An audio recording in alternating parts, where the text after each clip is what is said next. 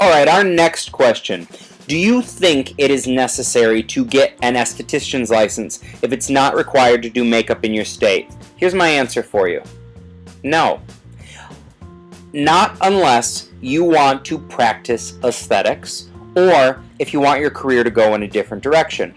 I happen to have my esthetician's license, but I got it years and years into my professional career.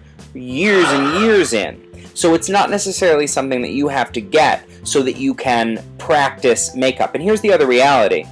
Most esthetician schools put zero effort into teaching you makeup. It's usually someone who comes in for about half a day, teaches you a couple of things, and almost everybody leaves wondering what in God's name they're going to do. The person who taught makeup where I got my esthetician's license, all the rest of the students in the program had no idea how to do anything afterwards, and that tends to be a rather common thing, which is why so many people come for advanced training. If you want to work on skin, I say dive in and get your aesthetics training. If you want to write beauty articles, it helps to have that added expertise. I write a lot of beauty articles. It's helped me. If you want to combine skincare and beauty and be able to offer people more advice, get your esthetician's license. No knowledge is a waste. But if you want to be a makeup artist and dedicate your skill, talent, and time to makeup, then learn here at QC and always keep practicing, always keep growing. So, depending on where you want your career to go, you can get it, but you do not need it. So that's my answer for you.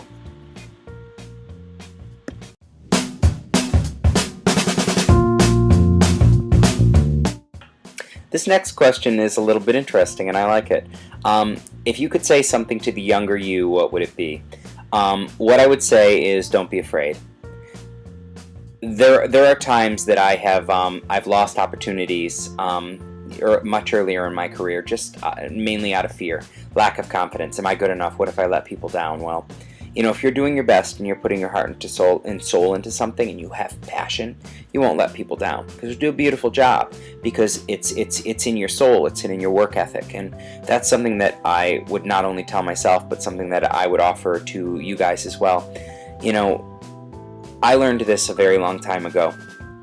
Do I want to, because makeup's a career that has risk involved in it. It's artistry. You can fail. You can succeed beyond your wildest dreams, but it's artistry. And when you work in something as an artist, there's always a bit of risk involved. It's very different than if you, become an accountant or something like that. You'll find a job, but with an artist, you kind of have to always find your own jobs. But I said this to myself a very long time ago. Would I rather be old and look back and say, I really wish I had done that? Or would I rather look back and go, oh my God, I really shouldn't have done that? It's much better to take the risks, have the adventure, and not be afraid. So that would be the one thing that I would say to myself. I have learned to do that now as I'm approaching 40 years old. Not bad, hey? Look pretty good. As I'm approaching 40, I know it better than ever, but that's what I would offer you. Don't be afraid of anything. All right, great question. Thank you.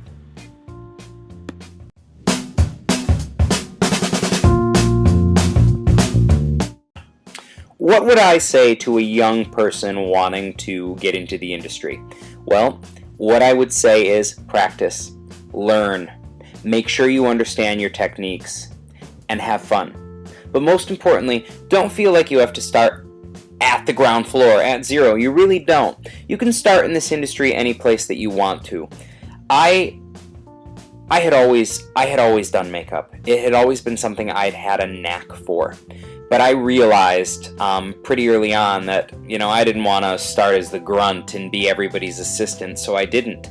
I started working pretty darn quickly with celebrities, almost immediately with celebrities. I just put my foot out, made connections, and, it'll happen. Don't feel that you have to start at ground floor, that you have to run around. Yes, sometimes you do, depending on where you live and who you know, but if you are passionate about something and you put your heart and soul in, you can dive right in and you can climb the ladder. What you have to do is you have to make opportunities for yourself. A very dear friend of mine, a phenomenal actor, said to me, his career really took off when he realized that he couldn't sit around waiting for people to save him, and he had to make the decision to save himself. And that's when he decided to make opportunities for himself, and he became quite famous. That is a mantra that I have also come to live by. Don't wait for anybody to save you. Don't. And by save, I just mean don't wait for anybody to come and hand you the opportunity. Make the opportunity yourself. Find it. If the doors are closed, find one that opens. Make your own door. Find your place. That's the advice that I give you. And put your whole heart and soul into it, because there is room for every single one of us in this industry if we practice our craft and if we share our passion. It's my secret for you.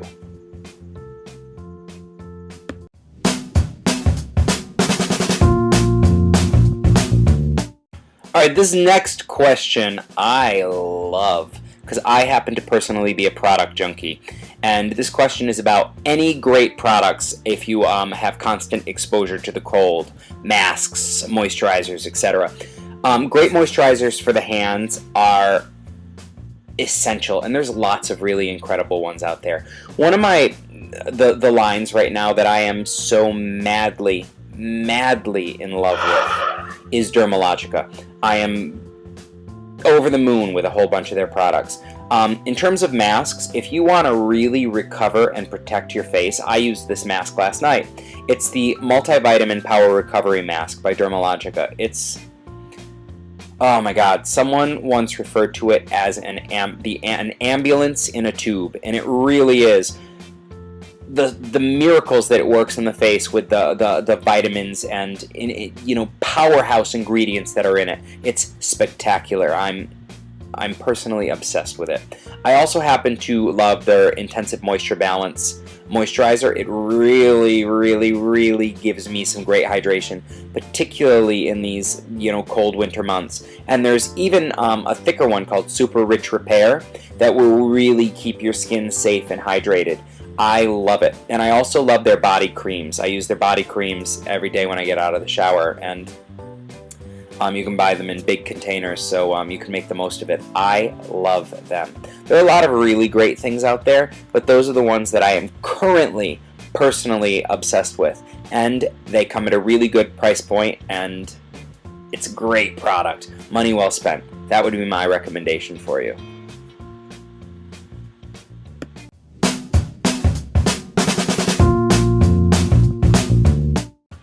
Okay, this next question is funny.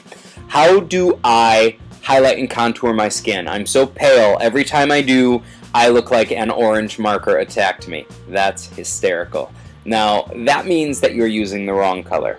You're using the wrong product on yourself. Now, highlight's easy. My favorite, if you're going to go with powder, there's lots of different ways to highlight and contour. You can do it with creams, which is a bit, which looks amazing. It's sort of what Kim Kardashian and a lot of the other celebrities do. You take a much lighter shade of concealer and you work it through right here, a little bit darker foundation right here, and here around your temples, a brighter one here, a brighter one here, and then you, in all the surrounding areas, blend in your own shade so that it brings the mask of your face forward, dents your cheeks in, really shows your features off. If you want to do it in a much simpler and more subdued way, a fantastic way to do it, and if you do it with the creams, then you're going to be using a foundation that's a shade too lighter, a foundation that's a shade darker, and then your natural shade to blend everything together. Now, if you want to do it with powders, my favorite highlighting powder, this is an obsession that I have, and I stumbled upon this by fluke. It is Mary Lou Manizer by The Balm. It's got this sassy girl on the cover of it in a cartoon, and you open it up. It is the most amazing thing in the world. I love it. I love it.